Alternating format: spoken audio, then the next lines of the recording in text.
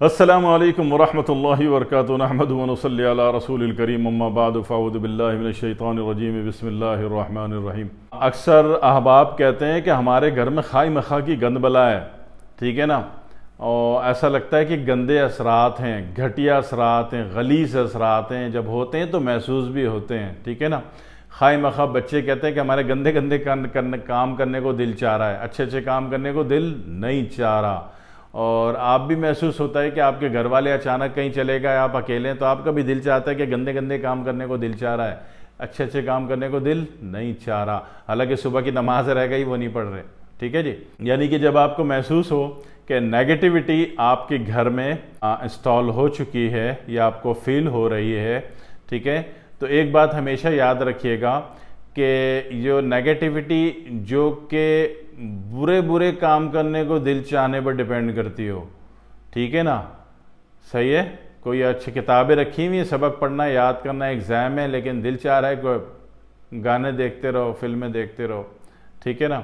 एक अजीब खबासत सी मौजूद है घर में, तो समझ लीजिए कि खबासत का घर में जो है वो मेन महवर कहाँ है, घर में खबासत का स्टोर कहाँ पर है आपके घर में, वो आपका बाथरूम है, ठीक है जी। आपका बाथरूम जो है वो खबासत का गढ़ है और 100% है। तभी नबी अकरम सल्लल्लाहु अलैहि वसल्लम ने चाहा कि बाथरूम आने जाने में वो खबासत आपको कनेक्ट ना कर जाए, आपको टच ना बना ले, उसका ब्लूटूथ कनेक्शन ना पैदा हो जाए आपके साथ। तो इसलिए नबी अकरम सल्लल्लाहु अलैहि वसल्लम ने बाथरूम आने जाने की दुआ हमें सिखलाई थी। ये जो नबी पाक की बताई हुई दुआएं हैं ना, देखने में बहुत सादा और सिंपल लगती हैं। अगर ये दुआएं ज़िंदगी में आ जाएं, हमें याद हो जाएं, हमारी लाइफ में और मेमोरी में इंस्टॉल हो जाएं, हमारी बॉडी में डाउनलोड हो जाएं, तो यकीन कीजिए कि बेशुमार आप रूहानी इलाज मुआलजे से और मुआलजीन से जान छूट जाती है। हाँ, सही है। सहाबा के घरों में इतने बड़े मसाइल नहीं होते थे, अम्मा के घरों में, अहले बैत के घरों में इतने मसाइल नहीं होते थे जितने आजकल दुनिया में नज़र आ रहे हैं। क्यों? इसलिए कि उनको नबी अकरम सल्लल्लाहु अलैहि वसल्लम की बताई हुई दुआएं याद थीं, उस पर वो अमल करते थे, ठीक है जी। आ गई बात समझ में? तो उस एतबार से समझ लीजिए बहुत अच्छी तरीके से कि बाथरूम जो है वो तमाम खबासत का गढ़ है और उसकी जड़ है, ठीक है। तो जब भी बाथरूम जाएं तो एक तो आपने दुआ पढ़नी है, दूसरी बात ये कि बाथरूम को हमेशा आपने वाश रखना है, हमेशा साफ़ रखना है, उसमें आए दिन स्प्रे करते रहना है, उसमें कम से कम हफ्ते में एक मरतबा डिटॉल का स्प्रे करना है उसकी पूरी दीवार में, चारों तरफ, ठीक है, चारों दीवार में बाथरूम के डिटॉल का स्प्रे करना है आपने, ठीक है।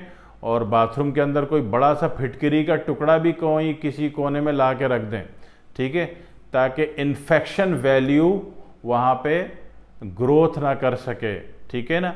इन्फेक्शन और खबीस, इन्फेक्शन वैल्यू, वायरस, जिन्नात, खबासत, बीमारियाँ, ये सब एक ही बात हैं, ये एक ही फैमिली के सदस्य हैं सारे के सारे, ठीक है जी।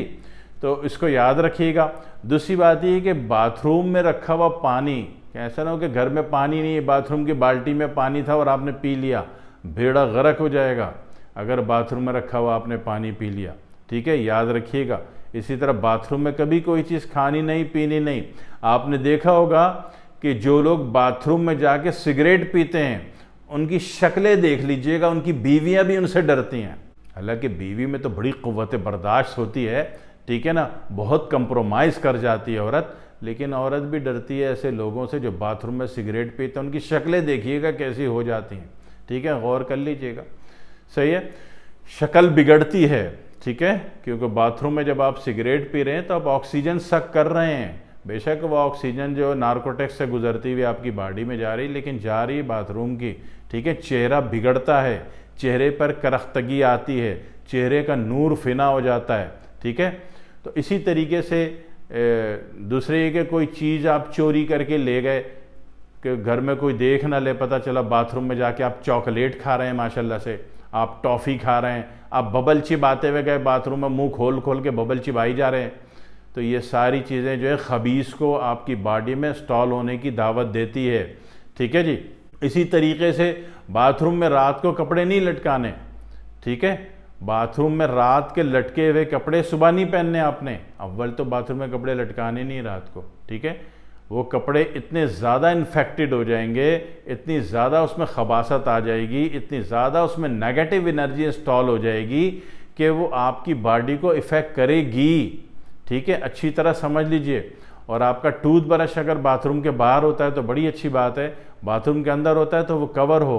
ठीक है, खुला हुआ ना हो, और गलती से खुला रह गया, दूसरा ब्रश भी नहीं है, तो फिर उसको 7 दफ़ा धो लें पानी से, अल्लाह खैर करेगा इंशाल्लाह। ठीक है, तो ये ख्याल करना है कि बाथरूम में किसी भी तरह की बेकार की ऑक्सीजन आप सक ना कर रहे हो, मुंह पक्का बंद हो आपका। ठीक है, जो ऑक्सीजन नाक से लेनी है वो ले लें, मुंह बंद हो आपका। बात भी नहीं करनी बाथरूम में। बाथरूम में बात करने से भी खबीस आपकी बॉडी में इंस्टॉल होता है। ठीक है ना, बल्कि मैंने तो सुना है कि लोग बाथरूम में गाने भी गा रहे होते हैं। बाहर अल्लाह हिफाजत करे, अल्लाह माफ़ फरमाए। ठीक है ना, तो पूरे घर में जो खबासत का एक फैक्टर है, उसका जो सबसे बड़ा जो मेन एरिया है वो आपका बाथरूम होता है। ठीक है, वहाँ के रखे हुए कपड़े नहीं पहनने, बाथरूम के अंदर कोई चीज़ किसी सूरत में नहीं खानी नहीं पीनी, सिगरेट किसी सूरत में नहीं पीनी बाथरूम में। ठीक है जी। और उसके बाद जो है बाथरूम को आपने वाश बहुत अच्छी तरह करना है, और हफ्ते में कम से कम 1 दफ़ा आपने फिनिश से या डिटॉल का स्प्रे ज़रूर करना है बाथरूम में। ठीक है, और एक बड़ा सा फिटकरी का टुकड़ा भी बाथरूम के किसी कोने पे ला के रख देना है आपने। ठीक है जी, ये एहतियात कीजिए, आपका घर खबासत से महफूज रहेगा। ठीक है, जो लोग कहते हैं ना हमारे बच्चे ऐसी ऐसी बात करते हैं, ऐसी ऐसी हरकतें करते हुए हमने देखा, हमने पकड़ा, तो भाई साहब ये जो खबासत का हेडक्वार्टर आपका बाथरूम है, जब आप इसको क्लियर रखेंगे, इसको वाश रखेंगे, तो भाई साहब मोहतरम इंशाअल्लाह आप सेव रहेंगे, आप सेफ साइड रहेंगे। ना खबासत होगी, ना बच्चे झूठ बोलेंगे, ना बच्चे मकर करेंगे, ना गलत हरकत करते हुए पाए जाएंगे, ना पकड़े जाएंगे। ठीक है, ज़रूर अमल कीजिएगा, ज़िंदगी बल्ला इससे अल्लाह ताला इससे बहुत ज़िंदगी आपकी आसान कर देता है। बाकी मुझे दुआ में याद रखिएगा। वस्सलामु अलैकुम वरहमतुल्लाहि वबरकातुहू।